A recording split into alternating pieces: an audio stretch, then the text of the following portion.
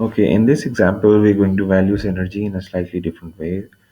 In the examples that we've covered so far, what we've done is that we've calculated the value of the firm without any synergy benefit, the value of the combined firm, and then in after post merger, we've calculated the value of the firm again with some synergy being realized in terms of cost saving, in terms of increase in return on capital, whatever form the synergy may take. But that's the methodology that we followed so far. So without merger value of the firm, with synergy value of the firm, and you subtract the two numbers and you find the difference between the two values, and you assign it to the synergy which is being realized as a result of this merger.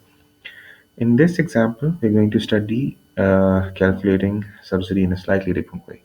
So here's how it goes. You're trying to value synergy in a merger of Silverado stores, a discount retail firm, and Zale Distributors, a jewelry retailer. The primary motivation for the merger is cost saving for the combined firm, and these savings are expected to amount to $10 million pre-tax next year, the first year after the merger. So 1 year from now, and now being the time when the merger is being completed, we are going to get an improvement in our earnings by through a reduction of $10 million pre-tax, right? This benefit is going to grow at 5% a year in perpetuity. So this cost saving is going to grow in perpetuity at the rate of 5% per year. Silverado has a beta of 1.2, risk premium market value of equity of $100 million, and a market value of debt of $80 million. Zale, on the other hand, has a beta of 1.3, market value of equity of $150 million, and a market value of debt of $50 million.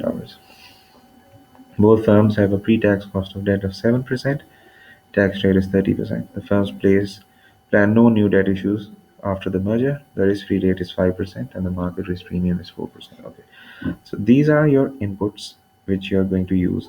So the primary thing that to look for is what is going to be the combined cost of capital post merger. So both of these firms have a different beta, therefore you will need to separately delever them. So at this point in time, Silverado has a levered beta of 1.2. Using a debt to equity ratio of 80%, you find the unlevered beta. It comes out to be 0.77.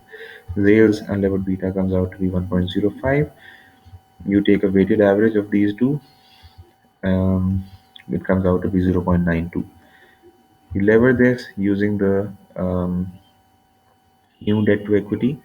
Equity, you can simply so that portion is 130. And where did that come from? It comes from $50 million plus $80 million. And where does the equity come from? It's the rest of it. So it is $100 million per plus $150 million. You combine these two, you find the value of equity, which is 250. Debt to equity is 130 divided by 250. The cost of equity can then be calculated using CAPM, and the cost of capital using the standard weighted average cost of capital formula. So that's the first thing that we need to calculate. On the other hand, how are we going to calculate the present value of synergy? That's fairly straightforward. 10 million, because it is pre-tax. You need to first take out the tax part from it, which at a 40% tax rate comes out to be, 30% tax rate comes out to be 70 million.